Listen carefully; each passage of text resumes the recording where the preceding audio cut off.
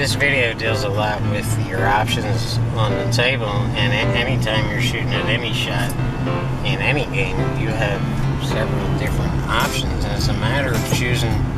And here's where it gets a little tricky. It's a matter of choosing the best option for your personal style and game.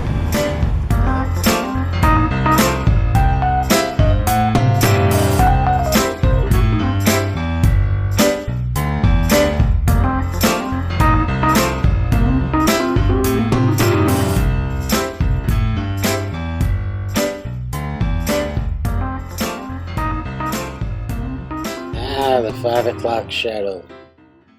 This tends to bother a lot of players, but it doesn't bother me too much. It actually starts somewhere around 5:20, but it only lasts about 10 or 15 minutes. And the windows do have shades on them, but the shades are made to let the light in, but block the real heavy sunlight, so you don't hurt your eyes.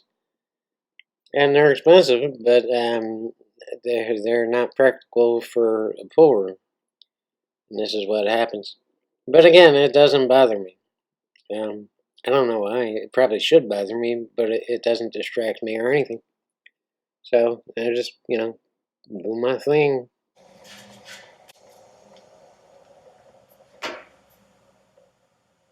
Here's a shot that players often put right-hand English on, and it's a mistake. The natural angle coming off the one ball bounces off this rail here and is headed to that rail. But you don't want to go all the way down to that rail, because by the time it hits it, you're going to be too low on the two ball, which is right here. So you want to stay a little bit high. Plus, you don't want to risk scratching. So there's absolutely no sense in going all the way to the rail.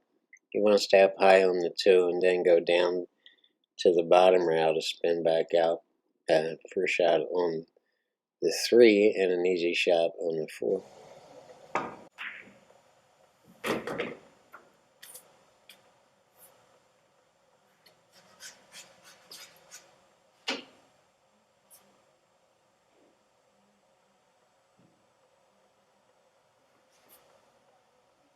It's top right to force it down to that end round. And take a note, as soon as I shoot this, how that right-hand English, which is counterclockwise spin, really grabs a hold of that bottom rail and spins it to the right in the direction of the 3 ball.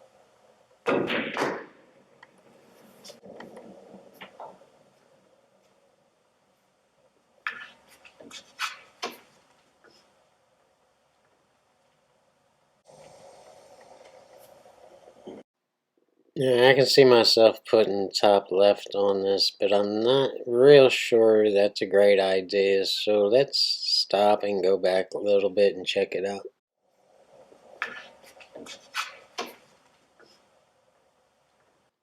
So the question is, why not just roll this up and leave the cue ball right down there near the bottom right hand corner for a shot on the 4. And I can see what the problem is with that. And other people would ask, why not just draw it back between these 2 balls and bounce up off that rail and get shape on the 4. And the problem is, it looks like an 8 ball. That is the 8 ball getting in the game. It's a little too close for comfort, and it's not the right angle coming off the right hand rail to get between the 4 and the 8. It's coming right back at the 8, so you would have to put English on it, which is going to spin the cue ball off that second rail and leave you way out of line on the 4. Even if we could just roll up on this 3 ball, it's not the right angle to make the 4 and bounce off the rail and get back down on the 5 ball. The 5 ball is the issue, getting on the 5.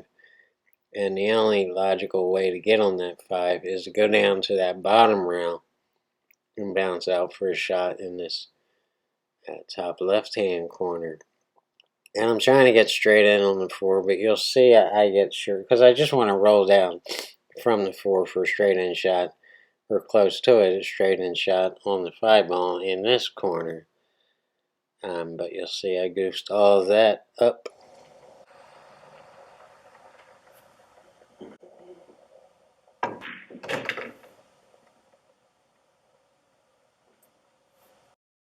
Well, that's not even close to straight in, so I'm going to have to get a little bit creative here. I'm going to have to use the natural angle coming off the 4 to bounce off that rail and continue to come forward to this side of the 5 ball. So the plan has switched, and now we're shooting the 5 in this corner instead of the other one. And yeah, no left or right here, just straight top to build the momentum to get all the way back up table.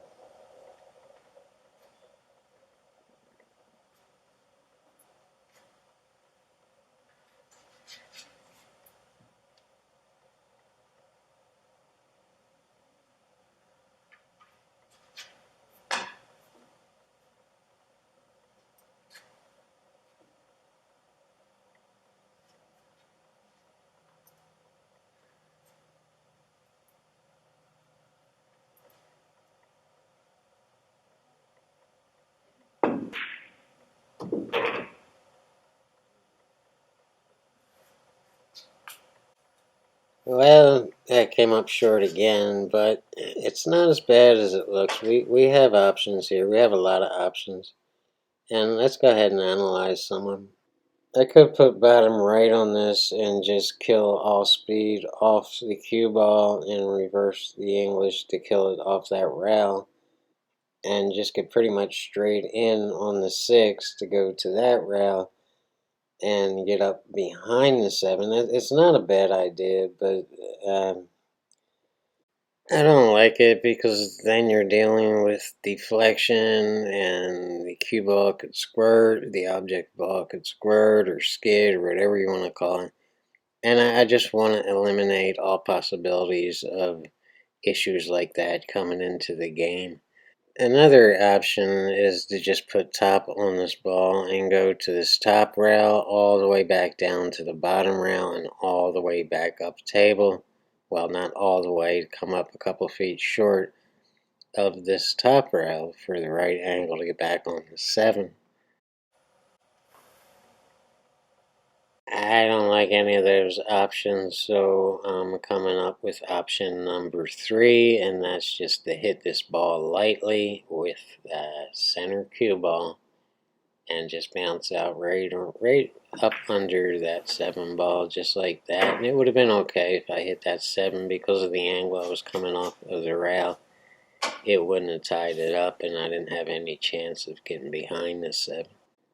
Bottom left here, and we're going to be coming off that top rail pretty fast, and the cue ball is going to go all the way down table, but the reason I'm putting left on it is to just keep it to the right side of that table up on top of the 7 ball. So yeah, you can see it went all the way down to the bottom rail, but I still have the right shot and the right angle on the 7 to get back to the 8 and the right spot on the 8 to get to that 9 ball. The question at this point is, how would you play out the rest of this game, the 7, 8, and 9, to win the game? What would you do?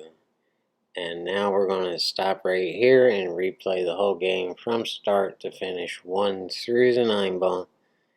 And without cutting, without yakking, without analyzing, without anything. Let's just play it and enjoy.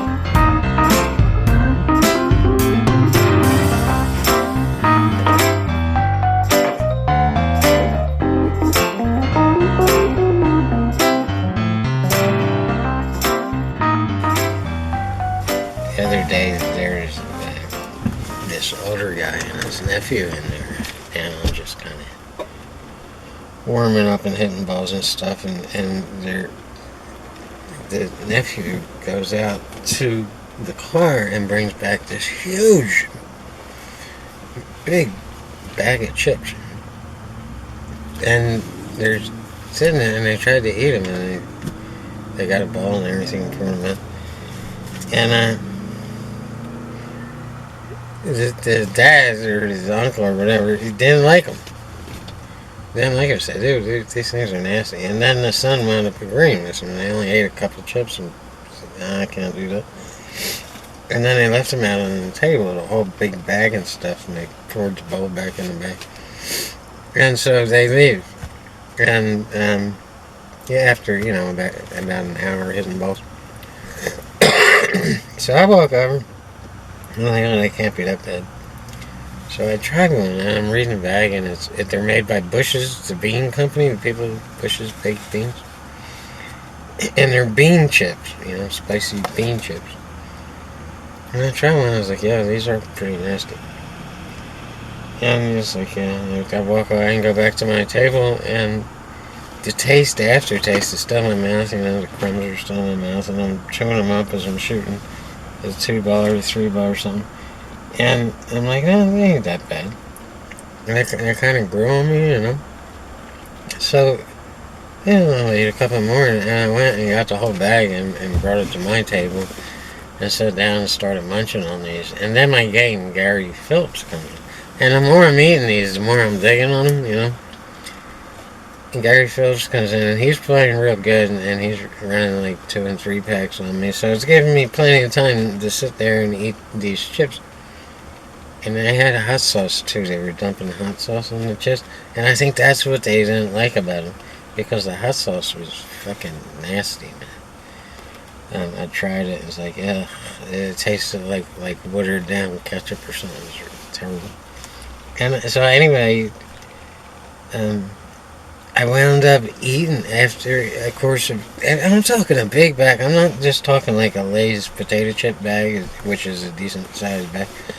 Bigger than that. It's like a 50-gallon drum of potato chips. And I ate every single last one. Gary didn't want any, man.